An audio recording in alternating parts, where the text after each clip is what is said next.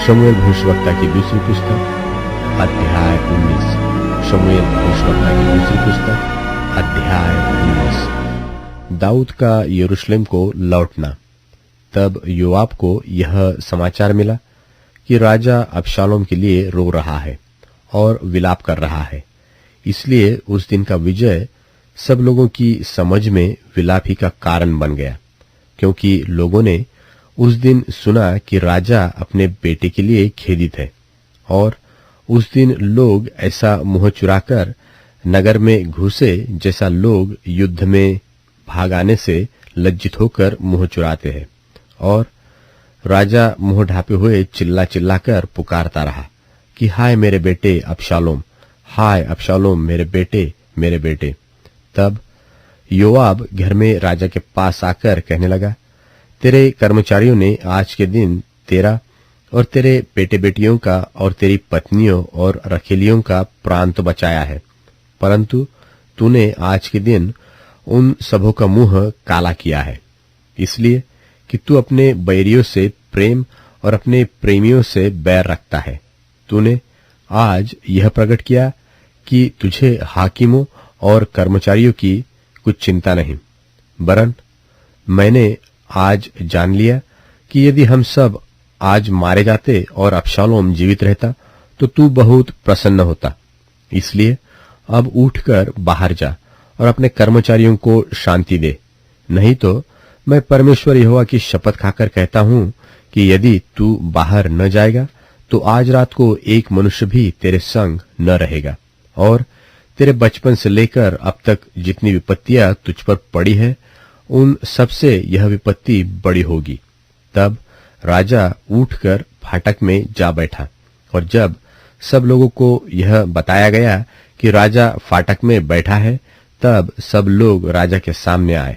और इस्राएली अपने अपने डेरे को भाग गए थे, और इस्राएल के सब गोत्रों में सब लोग आपस में यह कहकर झगड़ते थे कि राजा ने हमें हमारे शत्रुओं के हाथ से बचाया था और पलिश्तियों के हाथ से उसी ने हमें छुड़ाया, परंतु अब वह अबशालोम के डर के मारे देश छोड़कर भाग गया। और अबशालोम, जिसको हमने अपना राजा होने को अभिषेक किया था, वह युद्ध में मर गया है। तो अब तुम क्यों चुप रहते हो और राजा को लौटा ले आने की चर्चा क्यों नहीं करते?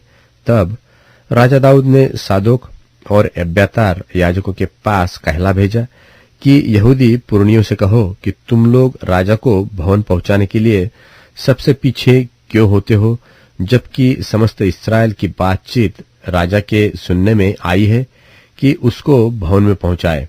तुम लोग तो मेरे भाई, वरन मेरी हड्डी की हड्डी और मांस हो, और तुम राजा को लौटाने में सबके पीछे क्यों होते हो?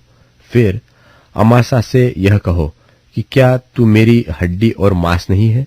और यदि तू योआब के स्थान पर सदा के लिए सेनापति न ठहरे तो परमेश्वर मुझसे वैसा ही, वरन उससे भी अधिक करे। इस प्रकार उसने सब यहूदी मनुष्यों के मन ऐसे अपनी ओर खींच लिया कि मानो एक ही पुरुष था, और उन्होंने राजा के पास कहला भेजा कि तू अपने सब कर्मचारियों को संग लेकर लौटा।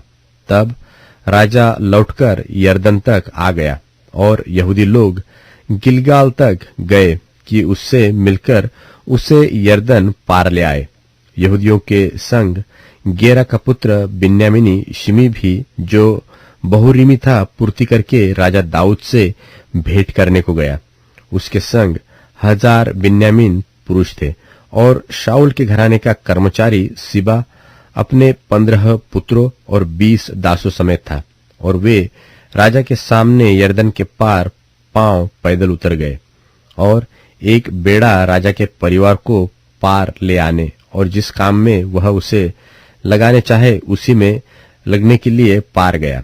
और जब राजा यरदन पार जाने पर था, तब गेरा का पुत्र शिमी उसके पांव पर गिर के राजा से कहने लगा, मेरा प्रभु मेरे दोष का लेखा न करे, और जिस दिन मेरा प्रभु राजा बनकर यरूशलेम को छोड़ाया, उस दिन तेरे दास ने जो कुटिल काम किया उसे ऐसा स्मरण न कर कि राजा उसे अपने ध्यान में रखे, क्योंकि तेरा दास जानता है कि मैंने पाप किया, देख, आज अपने प्रभु राजा से भेंट करने के लिए यूसुफ के समस्त घराने में से मैं ही पहला आया हूं। तब सरूयाह के पुत्र अबीशै ने कहा, शिमी ने जो यहोवा के अभिषिक्त को श्राप दिया था, इस कारण क्या उसको वध करना न चाहिए? दाऊद ने कहा, हे सरूयाह के बेटो, मुझे तुमसे क्या काम कि तुम आज मेरे विरोधी ठहरो? आज क्या इस्राएल में किसी को प्राणदंड मिलेगा? क्या मैं नहीं जानता कि आज मैं इस्राएल का राजा हुआ हूं? फिर राजा ने शिमी से कहा, तुझे प्राणदंड न मिलेगा, और राजा ने उससे शपथ भी खाई।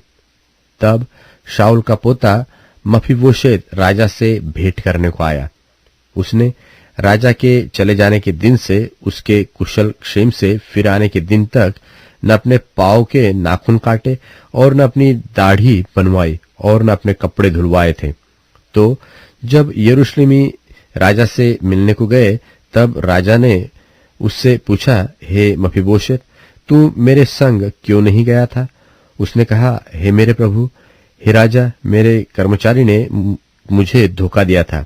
तेरा दास जो पंगु है, इसलिए तेरे दास ने सोचा कि मैं गधे पर काठी कसवाकर उस पर चढ़ राजा के साथ चला जाऊंगा, और मेरे कर्मचारी ने मेरे प्रभु राजा के सामने मेरी चुगली खाई है।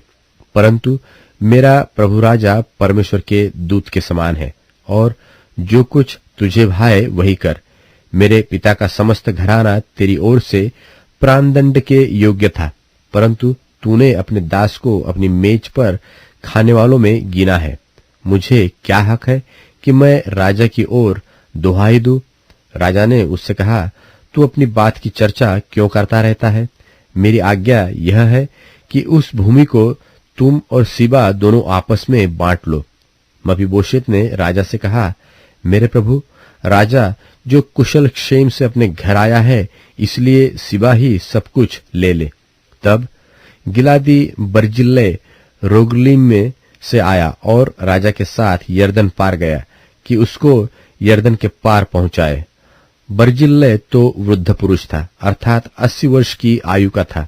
जब तक राजा महनैम में रहता था, तब तक वह उसका पालन पोषण करता रहा, क्योंकि वह बहुत धनी था। तब राजा ने बर्जिल्लै से कहा, मेरे संग पार चल, और मैं तुझे यरूशलेम में अपने पास रखकर तेरा पालन पोषण करूंगा। बर्जिल्लै ने राजा से कहा, मुझे कितने दिन जीवित रहना है कि मैं राजा के संग यरूशलेम को जाऊं? आज मैं 80 वर्ष का हूं। क्या मैं भले बुरे का विवेक कर सकता हूं? क्या तेरा दास जो कुछ खाता पीता है उसका स्वाद पहचान सकता है? क्या मुझे गवैयों व गायकों का शब्द अब सुन पड़ता है? तेरा दास अब अपने प्रभु राजा के लिए क्यों बोझ का कारण हो? तेरा दास राजा के संग यरदन पार ही तक जाएगा। राजा इसका ऐसा बड़ा बदला मुझे क्यों दे?